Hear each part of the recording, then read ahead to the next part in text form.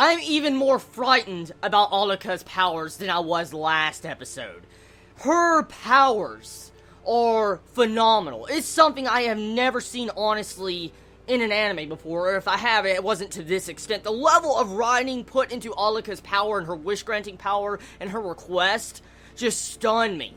Seriously, I was wrapping my mind around this entire episode. I stood for about 5 minutes to 10 minutes just thinking about what this episode really did. I'm thinking like, so it doesn't matter if you were to fail 4 requests. For instance, the wish that Killa's trying to grant, okay, to get Gon fixed where he can heal back up again, that no modern science or medicine can fix, and he wants that granted by Alluka. We have to think about this, okay? We found out that the wish's, like, magnitude increased. For instance, we know a bunch of people died, but we didn't know how much the number was.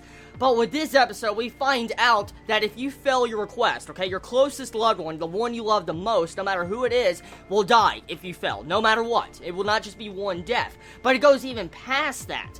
The most time you spend with an individual person, for instance, let's say you spend time with, let's say, 100 people, okay, in this house. You're in a mansion, and you were to spend all this time with them, and you were to fail that request, and the wish was really fucking massive, it would kill all 100 of those. But the wish that Killa is trying to grant for Gon could possibly kill tens of thousands of people because of the magnitude of it, because no modern science can fix it. And at the same time, you have this to where any person probably Killa passed through the street could die, because we have not seen tens of thousands of fucking characters in this series. Think about that for a second, okay? In a handful, how many characters have we really seen that's been developed and we really got to know their personality in Hunter x Hunter? I would probably have to put my hands on maybe 200 to 300 at the maximum, okay? But thousands, tens of thousands of lives would die if Killa did not accept the request from Alluka. So it just tells you right there that everybody in the series would fucking die if Killa fails. And that right there is scary. Now, let's move past that for a second. The majority of this entire episode focuses more on Alluka's actual powers. We find out more about him, we find out more about conditions, we find out exactly the different conditions for individual wishes. For instance, in this episode, we find out that the wishmaker, for instance, the person that wants to request a wish, let's say I was to say, okay, kill me if I do not leave this house in 10 minutes. But if I leave this house, I have a lightning bolt strike me. I don't know, okay?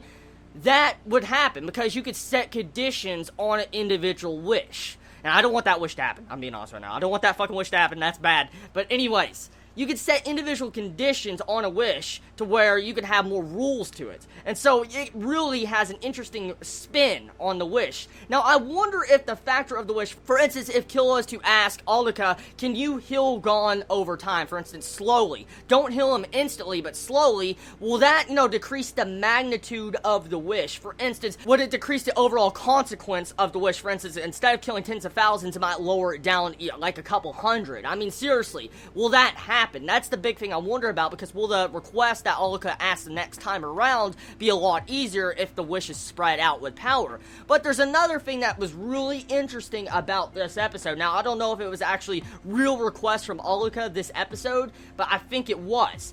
Alluka asked for a request in this episode, right at the beginning of the episode, and asked Killa to die. To kill himself, pretty much. And so, instantly you see his head just disappear.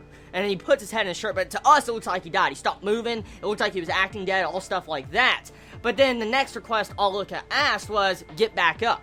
Now, here's the question. If those were requests, does it have to be where you have to act like you're dead, or does it have to look like you really did die to Alluka's eyes? What is the certain conditions with that? And there's another thing that popped up this episode that kind of, I guess, helped out my theories I had last week. For instance, if I was to, have requests given to me about Alluka, okay, and I was to die on my second request, I would fail the request, and my loved ones would die. That's pretty much what would happen. So, that is very scary. So, yeah, that's fucked up. But there's another thing that goes past that, and it actually kind of debunks my theory about Merilem and Alluka. If Alluka does not know the name of her person she's asking a request, she cannot ask them. That's exactly how it works, if I got that correctly. So, that's kind of scary. So, since technically Merilem didn't even know his own name for the course of the entire arc, it debunks that theory, and pretty much it makes it to where Merilem and Alluka would have never have happened. But another thing does pop up, however, in this. you can possibly kill Alluka in this episode. For instance, if you kill her while she's asking a request, it doesn't seem like it'll have any consequences. So, we really don't know, because since no one's ever really tried to kill her, but I'm willing to bet there is some form of consequences. If the Zoldyck family does not know about these certain conditions of how you could spread out a wish, then definitely they probably don't know about certain consequences of killing her, because they only tried 2 times with 2 different experiments with Alluka. So I am happy with this episode. This episode really just made me think. It was a really good episode. I mean, seriously, this entire arc, I think, is just going to be centered around Alluka as a character, and just seeing how she develops, and how Togashi puts her in this story. Now, there's a couple of comedy moments in this episode I was laughing my ass off. For instance, the entire Hisoka and Illumi scene. That was just, whoa, okay? Illumi was talking to Hisoka and says, "Oh, I'd most likely die since I'm the most loved person from Killua's standpoint." But we know for a fact that's technically no, because we know Killua cares more for Gon than anyone, so that's fucking hilarious how that was shown. But at the same time, you see Hisoka's sweat says, like, I think you have more problems than I do. That right there just made me laugh when Hisoka actually said that to someone like that. I'm like, wow, that's pretty low. That's a kick below the belt. But anyways, this episode, whoa, powerful, very powerful. Seriously, Togashi, man, your writing skills fucking scare me. It does. I mean, I still believe Alluka is an overpowered character, and it's just creepy how she is. It really is. We find out, like, there's 2 people inside of her. She has 2 sides of her, a dark side and a light side. For instance, the one that grants wishes and the one that asks for requests. There's 2 sides of her, which is really stunning, so I wonder exactly when this person or this other creature, this demon, whatever it is, got inside of Alluka. When did it happen? I mean, is Alluka really a girl? I want to bring this up, okay? I had a couple people talk in the comments and say that Alluka is a guy and a girl. I had multiple people arguing between it.